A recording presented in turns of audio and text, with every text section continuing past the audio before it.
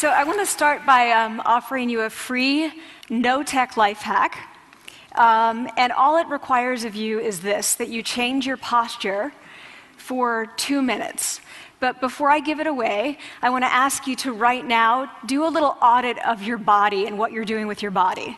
So how many of you are sort of making yourselves smaller? Maybe you're hunching, crossing your legs, maybe wrapping your ankles. Sometimes we hold on to our arms like this. Sometimes we spread out. I see you.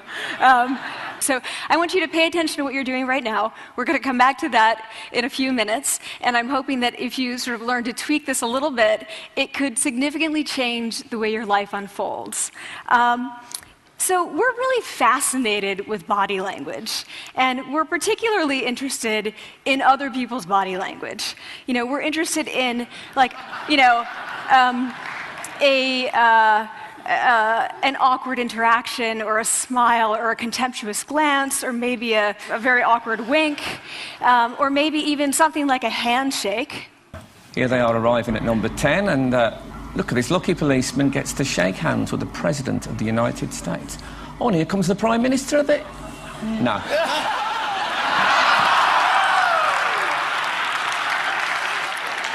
So a handshake, or the lack of a handshake, can have us talking for weeks and weeks and weeks, even the BBC and the New York Times.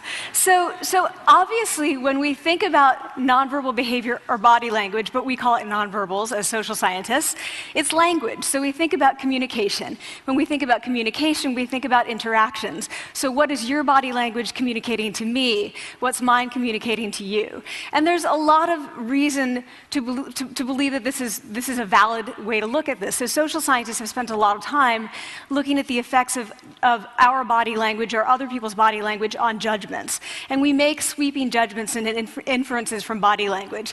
And those judgments can predict really meaningful life outcomes, like who we hire or promote, who we ask out on a date. For example, Nalini Ambady, a researcher at Tufts University, shows that when people watch 30-second soundless clips of real physician-patient interactions, their judgments of the physician's niceness predict whether or not that physician will be sued. So it doesn't have to do so much with whether or not that physician was incompetent, but do we like that person and how they interacted?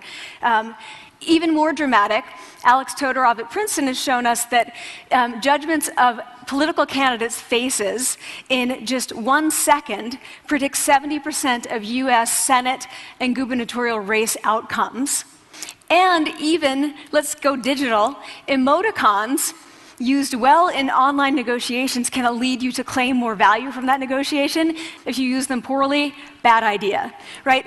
So when we think of nonverbals, we think of how we judge others, how they judge us, and what the outcomes are. We tend to forget, though, the other audience that's influenced by our nonverbals, and that's ourselves. We are also influenced by our nonverbals, our thoughts and our feelings and our physiology. So what nonverbals am I talking about?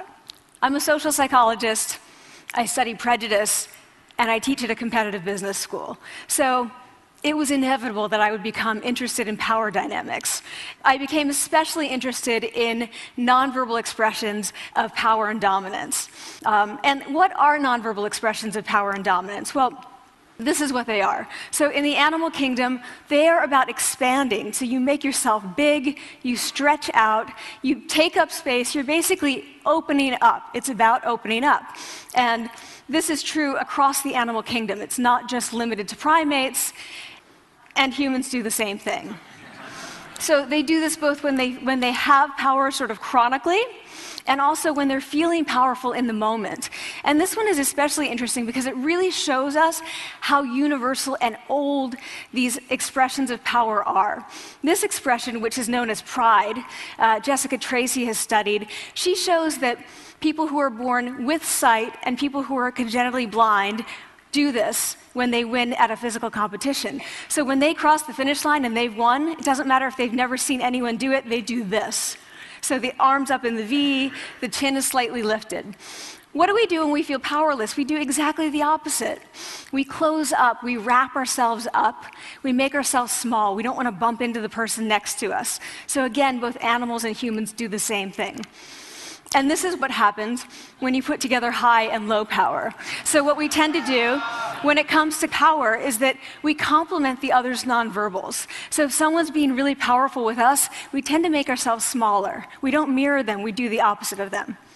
So I'm watching this behavior in the classroom, and what do I notice? I notice that MBA students really exhibit the full range of power nonverbals. So you have people who are like caricatures of alphas, like really coming into the room. They get right into the middle of the room before class even starts, like they really want to occupy space. When they sit down, they're sort of spread out. They raise their hands like this. You have other people who are virtually collapsing when they come in. As soon as they come in, you see it. You see it on their faces and their bodies, and they sit in their chair and they make themselves tiny, and they go like this when they raise their hand. I noticed a couple things about this. One, you're not going to be surprised. It seems to be related to gender. So women are much more likely to do this kind of thing than men. Women feel chronically less powerful than men, so this is not surprising. But the other thing I noticed is that it also seemed to be related to the extent to which the students were participating and how well they were participating. And this is really important in the MBA classroom because participation counts for half the grade. So business schools have been struggling with this gender grade gap. You get these equally qualified women and men coming in, and then you get these differences in grades, and it seems to be partly attributable to participation. So I started to wonder, okay, so you have these people coming in like this, and they're participating. Is it possible that we could get people to fake it, and would it lead them to participate more? So my main collaborator, Dana Carney, who's at Berkeley, and I really wanted to know, can you fake it till you make it? Like, can you do this just for a little while and actually experience a behavioral outcome that makes you seem more powerful? So we know that our nonverbals govern how other people think and feel about us. There's a lot of evidence, but our question really was, do our nonverbals govern how we think and feel about ourselves? There's some evidence that they do. So, for example, when we smile when we feel happy, but also when we're forced to smile by holding a pen in our teeth like this, it makes us feel happy. So it goes both ways.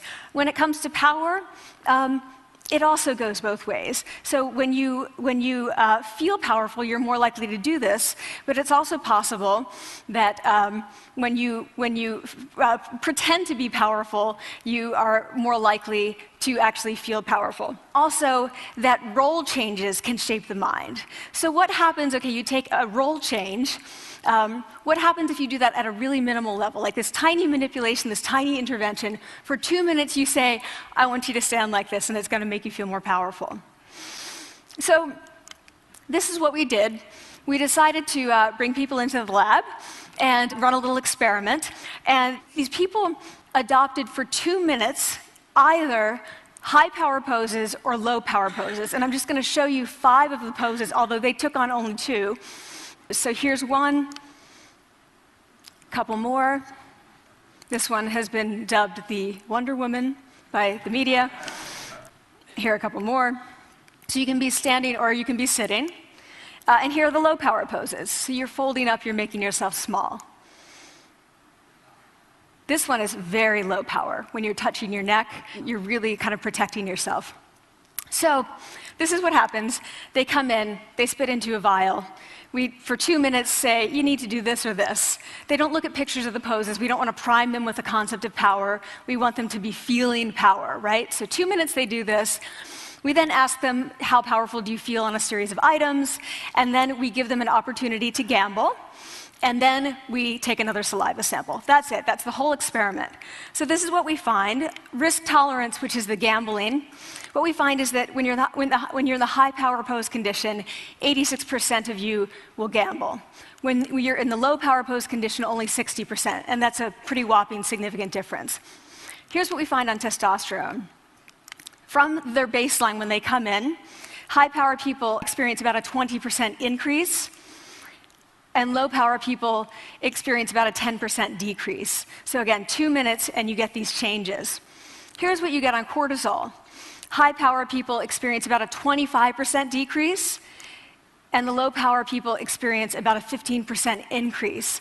So 2 minutes lead to these hormonal changes that configure your brain to basically be either assertive, confident, and comfortable, or really stress reactive, and feeling sort of shut down. And we've all had that feeling.